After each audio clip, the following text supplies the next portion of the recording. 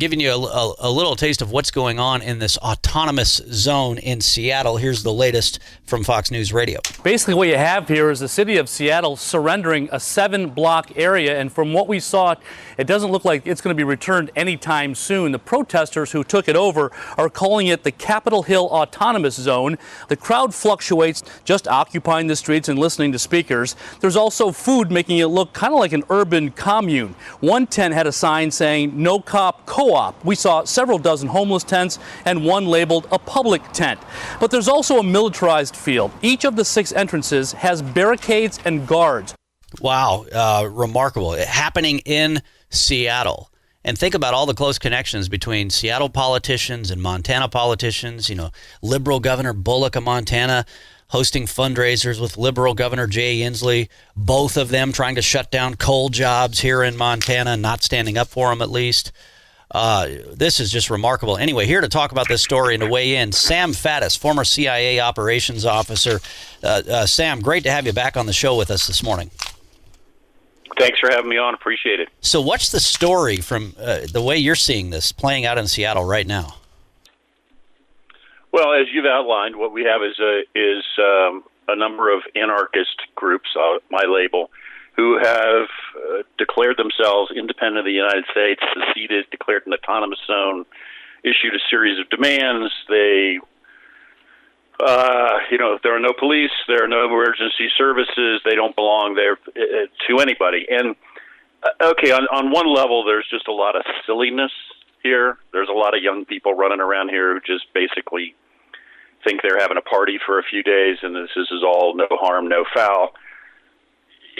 Underneath this is a much more significant thing, which is that there really is in this country right now a very organized Marxist-Leninist group, and its goal is not just justice for George Floyd. They don't care about George Floyd. That's a pretext. Their goal is the destruction of the existing democratic and capitalist system, straight up. That's what you're seeing the manifestation of. And by the way, they are calling now for autonomous zones in cities all over the country, and even talking about expanding this one and declaring an independent nation called Cascadia. This is like something, I don't know if you watched that Amazon series, Man in the High Castle. I mean, when you hear this news out of Seattle and you see what the radical left is really trying to do to this country, it's a crazy concept, but they literally are trying to destroy America as we know it. And they have a vision of America that is with America not in existence. Yeah, and as I said, there's then what people get distracted by sometimes, I think, is again what I refer to as sort of the silliness at my label, in the sense that you just get kind of young folks and other folks drawn into this who are just generally kind of naive and think this is kind of a party and don't really consider the implications. But this is true in all Marxist-Leninist revolutions. If you go back and look at the Russian Revolution back in 1917, there were people that left the United States and went off to the Soviet Union and thought, we're going to the new paradise. And then many of them, of course, by the time it dawned on them what this was really about and where this was really going, it was too late. Then you realize, well, wait a second, there still is somebody who has to make rules and wield power, because that's the nature of all societies. It's just those decisions are no longer made by a democratic process. They're now made by whoever has anointed themselves, which is typically a party of some kind. And the next thing you know, you're on trial and they're locking you up or killing you. And by that point, it's too late for you to say, wait, time out, I'd like to have the cops come back. And so, I mean, that's where we are. And here's the other wild card, or the other significant development that we've seen here, and we see in all these demonstrations, all these riots, is we now have big city mayors and even governors of states who have taken the side of the revolution, who are not opposing them. The reason there are no police in the autonomous zone is because the mayor withdrew them and agreed to and tries to claim that was a positive thing to take her police out of this chunk of the city she's responsible for. And in a way, Portland already did this when Antifa activists were causing miniature riots in Portland several months ago and beating up just people for carrying the American flag. And the Portland mayor basically pulled back. You've already seen basically this lawlessness embraced. Was it the mayor of Oakland or San Francisco that spoiled an ICE operation to go after illegal immigrants in raids that included illegal immigrants who were child molesters, who were murderers, and this mayor.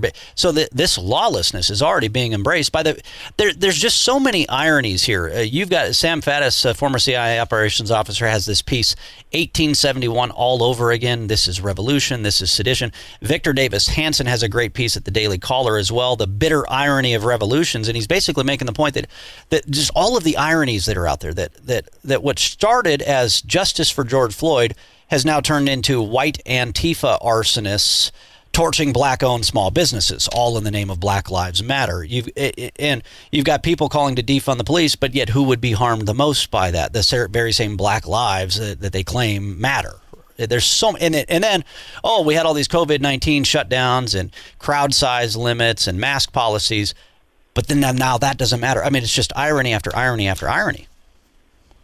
Yeah, I mean, I live currently in the state of Pennsylvania. We have a Democratic governor we've been fighting this fight with him on these lockdown things here for quite some time.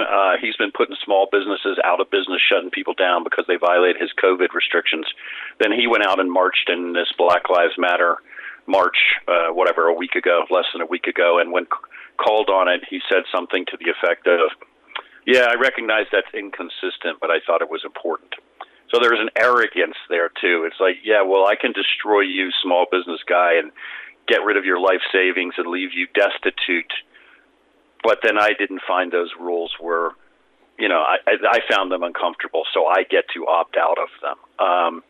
It's a dangerous, again, you have these anarchists, as you say, they've been rampaging in Portland for some time, although interestingly, yesterday they were now building a wall, literally a wall around City Hall in Portland, showing that they're apparently no longer so enamored of these guys. And they saw that the guys in Seattle stormed and occupied City Hall there for a while.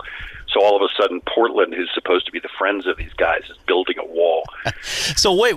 So walls matter in Portland now. I guess. Build that wall. Build that wall is you can even do that in your Birkenstocks in Portland now. Yeah, that's great. Well, I mean, the thing is, I've spent a lot of time bouncing around all over the world in some places that aren't particularly nice. I know what it's like to live in a place where there is, in effect, no police force, right? I mean, maybe technically there is one, but it doesn't do anything. Okay, so common sense tells you the answer to what this looks like. The people who have the money live in walled compound with armed guards, and they have plenty of security, and they're just fine because they're not going to get robbed. And the average guy, he just gets victimized all day long, or they resort to mob violence. Each neighborhood forms its own gang to police the neighborhood, which is sort of takes us back to medieval times before we had police forces. Every section of the city would, in effect, have a gang that ensured security. This is not progress. This is dragging us back into the dark ages. But again, the thing that's, to me, we have yet to fully grasp as a nation, the significance of this, is the fact that you now have mayors and governors who, instead of sending in the National Guard and the cops and clearing the streets and making clear whose side they're on, are standing down, withdrawing the police, and turning over, now this is in the case of Seattle, the streets quite literally to these people. The ripple effects of that are devastating. Let's start with this. If you're a businessman and you're operating in that section of the city, you're operating under the assumption that your property will be protected by the city. Now, if it's not, you may not rebuild. You may also find out, and this is actually starting to happen in cities across the country, you may find out that your insurance company is not paying on the claim for the damage that just occurred, because what they're going to say is that policy was written under the assumption that the city of whatever it is would handle law and order, and when they decided not to, that changed the conditions, and therefore, in effect, your policy is void. talking about Seattle, talking about all the unrest. His piece at And Magazine today. Sam, how much? I guess what's your final thoughts? What do we do to stop all of this, or how concerned should we be that it's not just a bunch of spoiled, rich white kids in Seattle having a little party? How concerned should we really be about all this?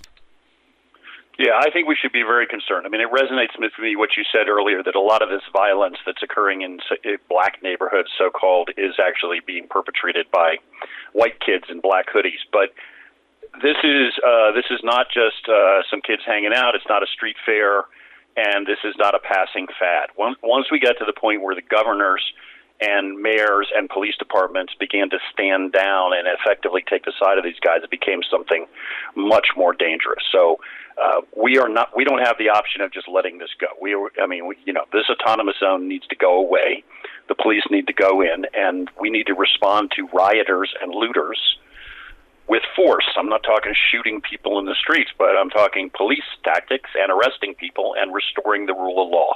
And if people don't think we should do that, what do they think is going to happen if there is no law, if there is no justice? People will take the law into their own hands, and I don't think they're going to like the result of that in any of these cities or anywhere else. Sam Faddis, always an honor to have you on the show. Thanks for your service. Thanks for being with us. Thank you.